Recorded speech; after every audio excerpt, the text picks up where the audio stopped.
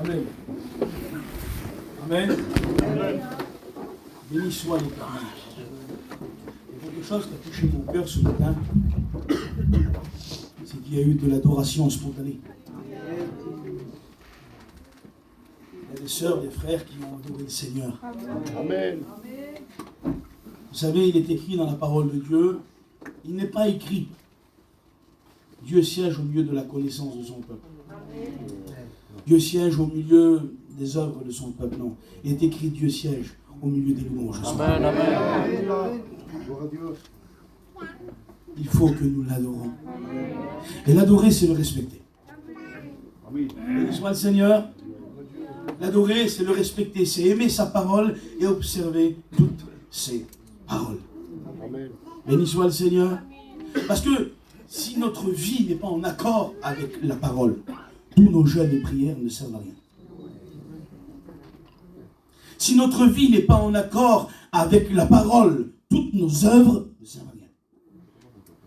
Si notre vie n'est pas en accord avec la parole, tous nos sacrifices ne servent à rien. Ce qui compte devant Dieu, c'est d'être en accord avec sa parole. Une vie accordée avec les paroles de Dieu est une vie qui résulte de puissance, de bénédiction et de victoire. Amen. Béni soit le Seigneur. Amen. La victoire dans nos vies, la victoire sur le monde, c'est notre foi. Notre foi en qui? Notre foi en Dieu. Amen. Notre foi dans sa parole et dans la pratique de sa parole. J'aimerais qu'on prie, Seigneur. J'ai besoin de la grâce de Dieu. Hier soir, dans la nuit, j'ai été fortement attaqué par l'ennemi. Fortement. L'ennemi me disait, ces messages que tu portes, est-ce que c'est vraiment approprié? Est-ce que les foyers avaient besoin de cela? Ça dérange l'ennemi, je vous promets. L'ennemi ne veut pas être dévoilé. Il ne veut pas. Il n'aime pas la vérité. Il n'aime pas que vos yeux s'ouvrent. La parole de Dieu veut vous mettre sur une tour élevée, une tour forte, afin de voir les pièges venir de loin. Mais l'ennemi voudrait que vous voyez juste devant vos pieds votre propre intérêt. Non.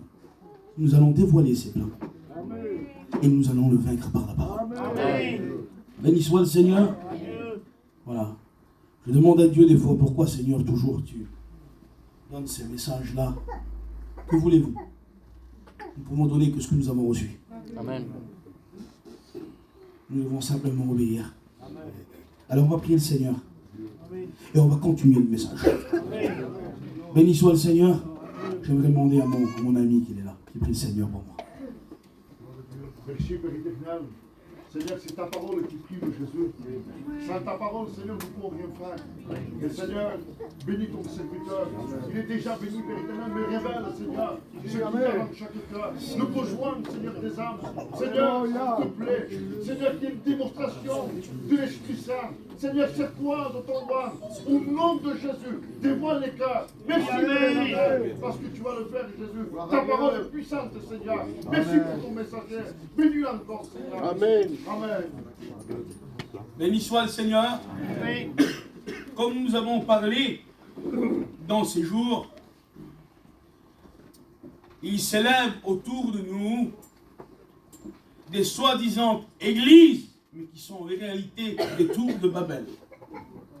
Et à l'intérieur de ces tours de Babel, nous ne trouvons pas des vrais pasteurs, mais des enchanteurs. Des hommes tellement subtils, tellement doucereux, avec des paroles mielleuses, ils ne vous répondront jamais. Sur une fracture, ils mettent de la pommade, vous resterez handicapé. Ils préfèrent la facilité à la vérité. Regardez qu'est-ce que nous dit Pierre, l'apôtre. 2 Pierre 2, versets 1 à 2. Il y a eu parmi le peuple des faux prophètes. Il y aura de même parmi vous de faux docteurs, Des fois, on ne veut pas le croire. Vous avez vu? Non, pas lui, non, pas là. Et la Bible nous dit. On ne voudrait pas le croire. Et la Bible nous dit qu'ils viennent habillés de peau de brebis. Mais à l'intérieur, ce sont des loups ravisseurs. Des loups ravisseurs qui travaillent que pour leur gloire. Ils paraissent pour des brebis gentilles. Mais ce sont des loups solitaires. Vous savez c'est quoi des loups solitaires? Un loup solitaire, il veut une meute. Et il n'hésite pas de tuer le chef de la meute, de le descendre, de même tuer quelques enfants dedans, des louveteaux, pour avoir le contrôle de la meute. Et ces hommes-là viennent. Ils n'hésitent pas à briser, à casser, à troubler, à mentir. Ah, ils sont trop subtils pour mentir. Ils ne mentent pas. Ils bravent la vérité. Afin d'avoir le pouvoir et de satisfaire leur orgueil. Prenez garde. Prenez garde à celui qui vous flatte trop. Aimez celui qui vous reprend. Amen. Aimez les hommes qui vous disent la vérité. Aimez-les. La Bible dit, reprends l'insensé, il taillera. Reprends le sage, et il t'aimera. Amen. Et il t'aimera. La Bible dit, aime la correction. Aime la correction. Car si Dieu te reprend, c'est que tu es du royaume. Amen. Si Dieu te châtie, c'est qu'il te prend pour son fils. Si le berger prend soin de toi et qu'il vient te reprendre, c'est que tu fais partie du corps. Béni soit le Seigneur. Et des fois, il ne faut pas de la pommade, vous savez. Une pommade, ça ne guérit pas la fracture. Des fois, il faut une broche. Des fois, il faut casser encore plus l'os afin qu'il guérisse. Et cela vient de la vérité. Vient de la parole de Dieu. Nous devons rester fermes face à la parole. Car il n'y a que la parole qui est le baume qui peut guérir. Amen. Ils viennent. Ils viennent avec des habits de brebis. Mais au-dedans, ce sont des loups ravisseurs. Il nous dit, il y a eu parmi le peuple des faux prophètes, il y aura de même parmi vous de faux docteurs qui introduisent des sectes. Des sectes pernicieuses. Et qui, reniant le maître qui les a rachetés, attireront sur eux une ruine soudaine. Plusieurs les suivront dans leur dissolution. Vous voulez que je vous dise que personne ne les suivra? Mais la Bible me dit le contraire. Mais prenez garde. Ne faites pas partie de cela. Et la voix de la vérité sera calomniée à cause d'eux. La voix de la vérité sera calomniée à cause d'eux, à cause de leur dérèglement, à cause de leur fausse doctrine, à cause qu'ils ont voulu aller plus loin que les bornes que Dieu le Père a fixées de sa propre autorité. Des faux docteurs s'introduiront des sectes. Qu'est-ce que ça veut dire une secte? C'est quoi une secte? Qu'est-ce qu'il veut nous dire là l'apôtre Pierre? Une secte, c'est des hommes qui suivent leurs propres principes. C'est comme on dit nous, et pas autrement. Les principes des hommes, ils ne se dirigent plus selon la parole de Dieu. Pour eux, elle est obsolète, elle est fermée, et c'est leurs propres pensées et leurs propres regards et les désirs de leur cœur charnel qui les conduisent. Ils créent des sectes. Ils sont plus dirigés par la parole de Dieu, mais ils sont dirigés par la chair. Et il est écrit que ces sectes sont pernicieuses. C'est important ça. Les mots de la parole sont importants et il faut s'y arrêter. C'est notre instruction. C'est notre instruction. Des sectes pernicieuses. Ils se perdent. Et ceux qui les suivent se perdent avec eux. Comment un aveugle peut conduire un autre aveugle? Ils vont tous les deux tomber dans un trou et ils vont mourir. Pourquoi ils sont aveugles? Parce qu'il n'y a que la lumière de la parole qui peut donner la clarté. Il est écrit, ta parole est une lumière sur mon sentier et une lampe à mes pieds.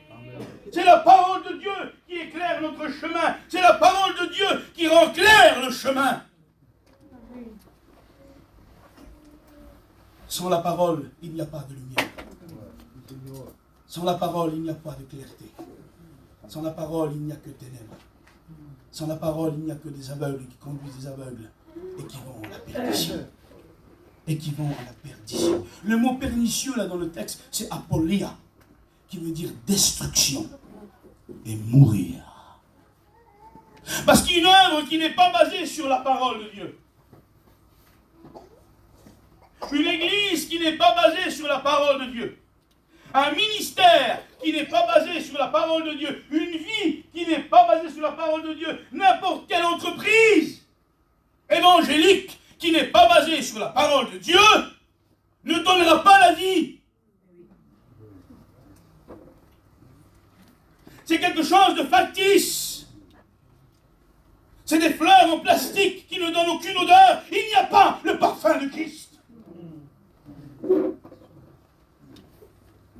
Ça peut paraître beau, ça peut briller, il peut avoir une belle organisation, mais l'Esprit de Dieu ne se trouve pas dans une bonne organisation. L'Esprit de Dieu ne se trouve pas dans une discipline évangélique. L'Esprit de Dieu se trouve où la parole de Dieu est respectée. Amen. Amen. Adieu. Jésus a dit dans Jean chapitre 14, le Saint-Esprit vous rappellera toutes mes paroles. Jésus a dit à ses disciples, allez, restez et vous recevrez. Et ils ont reçu le Saint-Esprit. Le Saint-Esprit vient si on respecte la parole du Christ. Et quand il vient, il nous rappelle ses paroles à lui. L'Esprit Saint vient si nous respectons Jésus. Si nous honorons sa parole et ses commandements. Christ n'a-t-il pas dit, un homme prouvera qu'il m'aime s'il observe toutes mes paroles. Alors vous avez vu, nous, on est des petits gitans. Et sur l'organisation, on a beaucoup envie. C'est vrai, hein. Je crois que c'est un miracle qu'on a des conventions avec des milliers de personnes. Quel peuple indiscipliné, mais il y a l'Esprit de Dieu. Amen. Il y a l'Esprit du Seigneur. Et le Seigneur nous conduit. Le Seigneur nous conduit. Alors il n'y a peut-être pas de discipline dans la forme du matériel. Mais parce qu'il y a l'Esprit de Dieu dans le fond du cœur, il y a la discipline. Amen. Et c'est ce qui compte. C'est là la discipline qu'il faut qu'elle soit. C'est pas grave l'organisation. Si les chaises sont mal placées, des fois on vient un peu en retard. Hein. Foin, il est toujours en avance. C'est pas grave. Le plus important, c'est que la discipline soit dans le cœur. Béni soit le Seigneur. Je bénis le nom de Jésus-Christ. Alors oui, on paraît des fois. Et on regarde et ça paraît être beau, être bien. Mais pourtant, j'ai entendu dire qu'il y a des guérisons. Mais pourtant, j'ai entendu dire qu'il y a une louange, ils sont en train de pleurer. Et tu sais, tu peux pleurer tous les océans. Tu peux chanter tous les cantiques de la terre.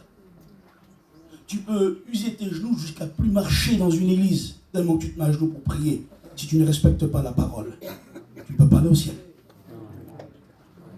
C'est impossible. Ce n'est pas l'activité de ton corps sur la terre qui va te sauver. C'est la position de ton cœur devant Dieu. Et la position du cœur sauvé, c'est le respect de la parole. Amen, mes frères, c'est ça, non? Je ne me trompe pas. C'est le respect de la parole. Regardez. Dans l'Ancien Testament, il est écrit que l'arche d'alliance va être prise par les Philistins. Ils vont la prendre. Puis Dieu va les châtier. Et il est écrit que l'arche d'alliance était dans le temple de Dagon. Et la statue de Dagon, devant l'arche d'alliance, va se briser les mains et la tête. Parce que dans la présence de Dieu, les pièges de l'ennemi se brisent. Amen. Il ne résiste pas. Si vous êtes habité de la présence de Dieu, l'ennemi ne pourra pas vous piéger. Parce que vous êtes le temps, vous êtes l'arche. Et Dieu va les frapper d'une plaie. Alors qu'est-ce qu'ils vont faire? Ils vont prendre un char tout neuf. Quel char qu'ils ont dû prendre? Ils ont dû prendre le plus beau char qu'ils avaient à Gaza, qu'ils avaient dans la Philistie. Le plus beau char. Et dès qu'ils vont mettre des bœufs neufs, alors, qui n'avaient jamais servi, qui n'avaient jamais labouré la terre. Et ils vont le mettre devant les chars. Ils vont mettre l'arche d'alliance dessus. C'était tellement beau comment ils avaient préparé ça. Ils avaient pris tellement de soin pour le faire. Et ils vont le renvoyer là-bas. Et puis, le bruit va courir. David va le savoir. Et ils vont venir devant l'arche. Et ils vont voir cette arche toute dorée là. Sur le char tout neuf. Avec des bêtes tout neufs. Et là, il est écrit que David va déployer des chantres. Peut-être qu'ils étaient des centaines devant, en train de sonner de la trompette, de jouer de la sambuque, de la guitare. Ils tapaient dans les tambours, les femmes sautaient, chantaient, riaient, louaient l'Éternel. Tout le monde devait dire quelle merveille, que c'est beau. Tout le monde devait vouloir y participer. Venez, quittez les temples, quittez vos maisons. C'est là-bas la bénédiction. Venez voir comme c'est beau. Venez voir ces chants. Venez voir cette joie. Venez voir cet enthousiasme. Vous allez voir, ils sont nombreux. Vous allez voir comment vous allez être bénis. Et là, il est écrit que l'arche va pencher. Parce que une œuvre qui n'est pas basée sur la parole, tôt ou tard, elle penche. Elle n'est pas droite, c'est pas droit. Amen. C'est la parole de Dieu qui donne la stabilité. Amen. Et sur la parole de Dieu, qu'on reste droit. Il n'y a que elle qui nous garde fidèles. Parce qu'elle nous dit toujours la vérité. Elle nous éclaire, elle ouvre nos yeux. Elle est écrit que ça va pencher.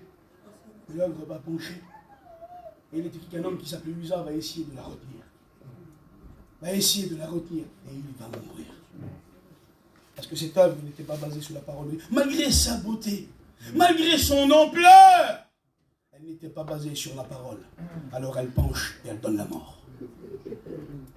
Et elle cause le trouble. Dieu avait dit, regardez, vous voyez l'arche d'alliance devant? Elle était comme ça, c'est l'exacte représentation. Il y avait 4 anneaux comme ça avec 2 barres. Et Dieu avait dit, c'est 4 lévites qui porteront l'arche.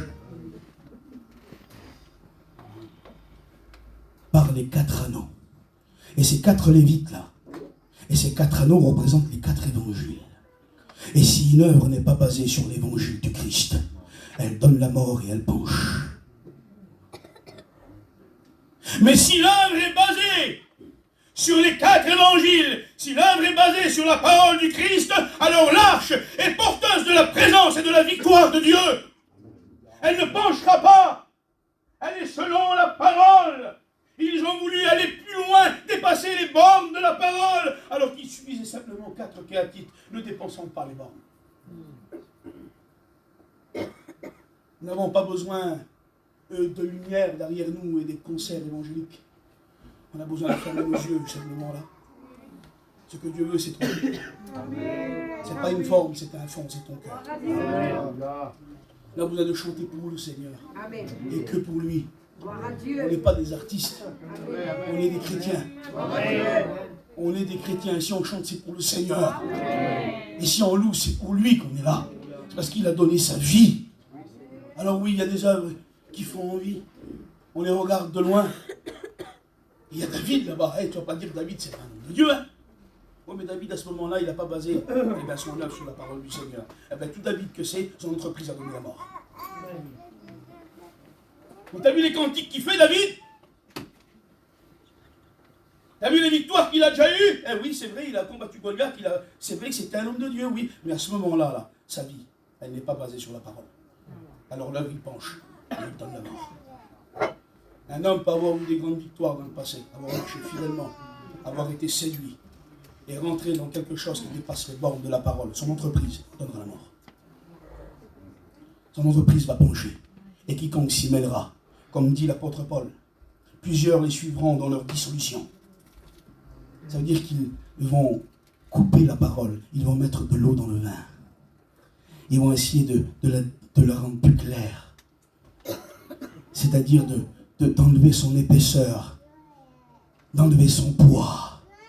Ils vont essayer de la dissoluble, de la dissolution dans la parole. Essayer de la brader. Un évangile à bon marché. Et la voix de la vérité, alors sera calomniée. La voix de la vérité sera calomniée. À cause d'eux, nous dit l'apôtre Paul. L'apôtre Pierre, excusez-moi. À cause d'eux. L'enchanteur est trop subtil pour mentir, je vous ai dit. Il brade la vérité. Il agit comme Satan. Il peut se déguiser en ange de lumière. Il dit, Dieu a-t-il réellement dit, tu crois que ce texte c'est pour ton temps? Ah, tu crois que tu arriveras à attendre 6 ans d'années? Viens chez nous, tu vas servir Dieu en un an. Ouais, mais tu ne serviras pas Dieu là-bas. Tu vas peut-être travailler pour soi-disant pour Dieu, mais tu ne travailleras pas avec Dieu. Parce que Dieu ne travaille pas avec ceux qui ne respectent pas sa parole. Ils ont des paroles enchanteresses. C'est des enchanteurs. Ils sont capables d'hypnotiser les gens avec des paroles flatteuses. Ils viennent brader la vérité. Vous présentons un évangile qui est bon marché. C'est pas grave. Avec ton péché, tu prends la Sainte-Seine. C'est pas grave. Tu peux venir et tenir une église, même si tu es dans l'adultère. C'est pas grave, ma soeur. Habille-toi comme tu veux. Dieu, il ne regarde pas à l'habit, tu sais, il regarde au cœur. Oui, mais si l'intérieur a changé, l'extérieur doit aussi le changer. Amen. Il y en a trop qui viennent au milieu de nos rangs et qui font la mue du serpent. Ils changent de peau. Ils brillent un moment, mais l'intérieur ne change pas. Il faut devenir une chenille. Semblable à une chenille rentrée dans la chrysolite et te briser de l'intérieur. Briser tout ce qui est la terre pour ressortir tout ce qui est céleste, un papillon. À lui, ça ne leur dérange pas que tu aies un serpent, que tu gardes ta nature de serpent. Ils veulent que tu changes de peau simplement. Oh, brille un petit peu, c'est pas grave. Dieu ne veut pas que tu brilles, il veut que tu sois brisé. C'est la différence. C'est la différence. Il est écrit dans Deutéronome chapitre 22, verset 5.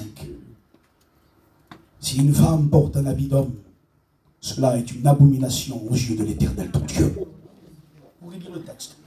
Deutéronome chapitre 22, verset 5. L'apôtre Paul nous dit que les femmes dignes qui font profession de servir Dieu s'habillent d'une manière décente. Là tu viens chanter ma soeur, viens. Viens derrière. Fais-toi voir comme si tu irais en boîte de nuit. Mais non, c'est l'église de Dieu. C'est l'église du Seigneur. L'église est une sainte femme. Une femme pure. Une femme propre. Une femme respectable. Celui qui aime le monde et ce qui est dans le monde, l'amour du Père n'est pas en lui. Et si c'est difficile pour toi de changer ton habit en un habit chrétien, c'est que l'intérieur doit être encore brisé. Tu as des questions à te poser. Mais là, dans ces églises, eh ben, viens, c'est pas grave, c'est rien. Là-bas, ils ne t'acceptent pas, nous, on t'acceptera. Oui, mais là-bas, tu seras qu'un serpent qui a changé de peau, tu vas briller un peu. Mais dans l'église où il y a la vérité, tu seras une chenille brisée de l'intérieur. Amen. Et tu vas naître à tout ce qui est un papillon, à tout ce qui est céleste. Et tu accepteras de perdre tout ce que tu es pour être tout ce qui est Jésus-Christ. Amen, amen. Et c'est ça qu'il faut. C'est ça qu'il faut. Il présente un évangile bon marché, au rabais, une croix en plastique qui ne sauve pas. Nous présentons la croix en bois, avec le sang dessus, avec les larmes de notre Seigneur. Je suis sûr que ces larmes aussi sont venues à son sang et ont coulé sur cette croix. Je veux sentir le poids de cette croix. Je veux dire comme Paul, ce n'est plus moi qui vis, mais c'est Christ qui vit en moi. Amen. J'ai été crucifié avec Jésus-Christ. Je veux que les sentiments de mon cœur meurent et que ses entrailles vivent en moi. Amen. Vous savez aussi, des fois, nous on va vers les gens. Je fais une petite parenthèse. On agit aussi dans le mauvais sens. Ma soeur, change ton habit! Mais comment tu veux que son habit change, son cœur n'est pas changé? Hein, c'est le problème. Hein? On veut changer la vie des gens, mais leur cœur n'est pas changé. Mais quand leur cœur va changer, si le cœur change réellement, la vie aussi. Amen. Si le cœur change réellement, le langage aussi. Si le cœur change réellement, le respect envers son mari aussi. Si le cœur change réellement, alors tout ce qui n'est pas en règle va se régler.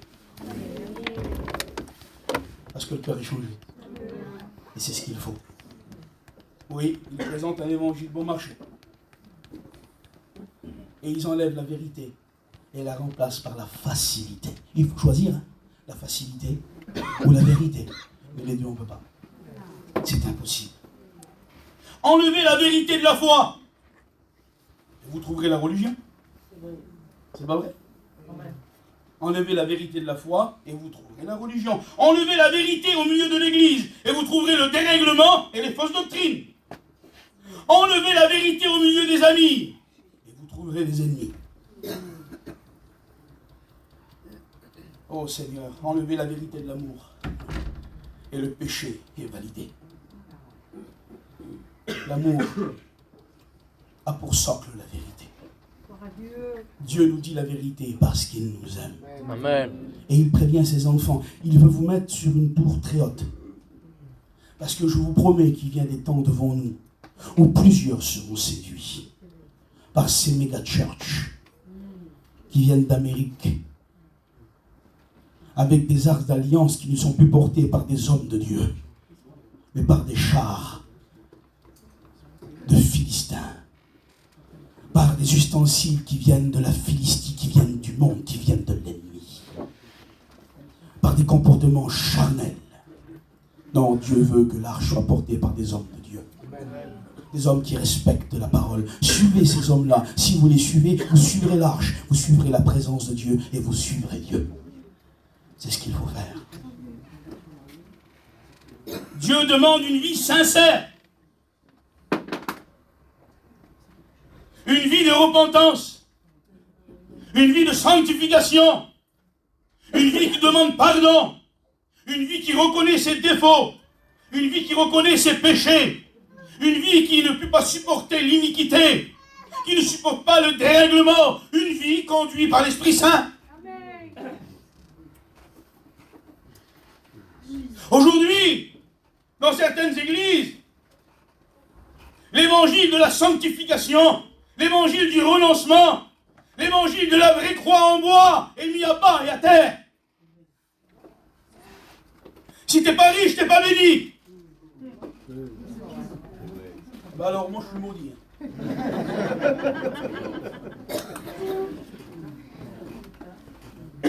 Mais Christ n'a-t-il pas dit: ne cherchez point les trésors, ceux qui se trouvent sur la terre, où le voleur peut percer, où la rouille peut atteindre. Mais amassez-vous le trésor qui est dans le ciel. Amen. Car Dieu ne nous a pas demandé de remplir nos poches, mais de remplir le ciel. C'est à ça que Dieu nous appelle. C'est à ça que Dieu nous appelle. Si tu n'es pas prospère, Dieu n'est pas avec toi. Ils n'ont pas compris le vrai sens de la bénédiction. Car si vous allez dans le sens de leur bénédiction, aucun prophète et aucun apôtre n'était béni. Vous voulez savoir la bénédiction des apôtres, c'était quoi pour eux? Il est écrit que Paul et Silas étaient dans un cachot, dans le noir, avec des fers aux mains, avec des fers aux pieds, qui meurtrissaient leur chair. Ils venaient d'être fouettés, battus à coups de bâton. Et la faim tenaillait leur ventre et la soif coupait leurs lèvres. Et ils glorifiaient Dieu d'avoir été trouvés dignes d'être persécutés pour le nom de Jésus-Christ. La plus grande bénédiction de ta vie, la plus grande gloire de ton existence ici-bas, c'est de partager les souffrances du Christ dans ton corps. De passer le baptême de souffrance et de rendre gloire à Dieu de t'avoir permis de participer à sa souffrance. C'est ça la bénédiction. Là, tu t'amasses un trésor de gloire que le voleur ne peut dérober, que la rouille ne peut atteindre. Ça, c'est la richesse. Ça, c'est la bénédiction. N'écoutons pas cet évangile de prospérité qui n'est que terrestre, un évangile qui n'apporte que ce qui est sur la terre. Écoutez le vrai évangile qui vous apportera ce qu'il y a dans le ciel. Ce qu'il y a dans le ciel. Il faut une vie sincère. Vous savez, c'est quoi l'étymologie du mot sincère? C'est au temps des Romains. À l'époque, la poterie était un grand commerce. Tout le monde avait besoin de pots en terre. Pour mettre l'huile, pour mettre l'eau, pour mettre la viande. C'était un peu le frigidaire de l'époque. C'est dans ça qu'on conservait dans des jarres. Alors c'était un grand commerce. Et à Rome, il y avait un grand commerce de poterie. Mais il y avait des petits filous. Quand ils transportaient les vases, c'était fragile, il y avait des fissures. Ils prenaient de la cire et ils mettaient sur les fissures. Et un coup de peinture, et ça ne se voyait plus. Mais quand vous prenez le vase et que vous le laissez au soleil devant le puits, ou sur votre table, la cire fondait, et le vase ne servait plus à rien. Alors les vendeurs de vases se mettaient devant et disaient « San Sire! San Sire !» Ça veut dire c'est sans cire. Le vase est sincère. Il n'a pas de brèche. Il n'y a pas de maquillage. Il est vrai. Il est vrai. Et j'aimerais vous dire qu'on peut maquiller l'œuvre comme on veut. Maquiller notre vie comme on veut. Un jour viendra le soleil de justice qui fera fondre toute la cire de l'apparence. Amen. Et nous reconnaîtrons celui qui sert Dieu et celui qui ne le sert pas. Et là sera dévoilé le vrai du faux. La parole de Dieu nous dit, dans le psaume 51, verset 8, tu veux que la vérité soit trouvée au fond du cœur. Pas au-dessus. Parce qu'il peut y avoir des choses en dessous. Au fond du cœur. Il faut qu'il n'y ait rien en dessus de la vérité. Il faut que notre cœur soit entièrement éclairé par la sincérité et par la vérité. Il y a une petite histoire vraie qui nous dit un roi n'avait point de descendants. Et ce roi-là essayait de trouver une idée pour trouver un successeur à son trône. Mais c'était un roi qui aimait beaucoup son peuple et qui était bon pour son peuple. Donc il voulait un homme sincère, un homme vrai pour le diriger. Alors il va appeler tous ses intendants, du premier ministre là, qui lui donnait des conseils, au balayeur de la cour. Et il va dire voilà, un pot avec de la terre et une graine de semence. Celui qui dans un an me ramènera la plus belle plante deviendra roi à ma place. Bien. Alors là, tout le monde va prendre cette plante-là, ils vont en prendre soin, ils vont changer la terre, mettre la plus belle terre, l'arroser tous les jours, la mettre au soleil, la mettre à l'ombre. Mais le petit balayeur, lui, il arrose la plante 1 mois, 2 mois, 3 mois, 10 mois, 11 mois, rien pousse. Et rien pousse. Il n'y a encore qu'une graine. De la terre et une graine, de la terre et une graine, rien pousse. Il a essayé de la mettre au soleil, il a essayé de la mettre à l'ombre, il l'a arrosé avec de l'eau de source, avec de l'eau de pluie, rien a poussé. Alors là, il vient, le 12e mois arrive, l'année est passée, et il voit passer devant lui des plantes jaunes, des plantes vertes, des plantes roses, de toutes les couleurs que vous voulez, les plus belles que les autres. Il se dit, non, je n'ai pas réussi à faire pousser la graine, comment je vais faire? Mais c'est le roi, je dois aller quand même devant lui. Et il arrive le dernier, le petit balayeur. Et il dit, mon roi, je l'ai mis à l'ombre, je l'ai mis au soleil, je l'arrose avec l'eau de source, avec l'eau de pluie. Rien n'a poussé. Le roi se lève, il lève son sceptre et il dit, voici le nouveau roi. Tiens ma couronne, assis-toi sur mon trône, voici mon sceptre. Tout le monde conteste.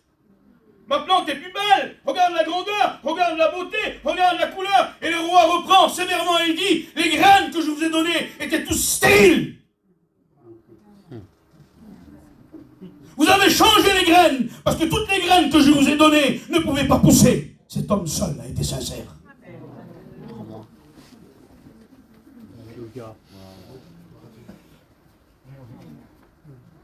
Et combien d'œuvres autour de nous qui sont des plantes en plastique et ne dégagent pas l'odeur du Christ.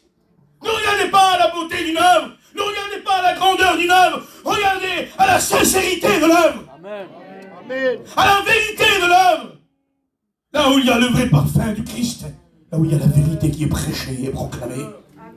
Et même si c'est pas plus grand, même si c'est pas plus beau, c'est vrai. Et c'est ce qui nous importe. Et c'est ce qui nous importe.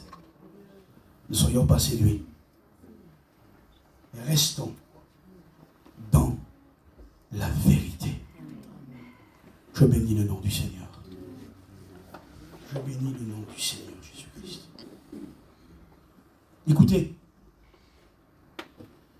Je vais écouter l'Esprit Saint. Je vais écouter le Seigneur. J'ai écrit beaucoup. J'ai écrit encore 4-5 pages. Je pourrais prêcher encore 1 heure. On va arrêter. Écoutez. Après, je parle de moi-même. Vous m'avez dit c'est bon, ils ont compris. Amen. Vous voulez que j'avance plus, pourquoi faire pour faire plus beau, finir en apothéose? Ça ne m'intéresse pas, je n'ai plus rien à dire. Prions le Seigneur. Amen.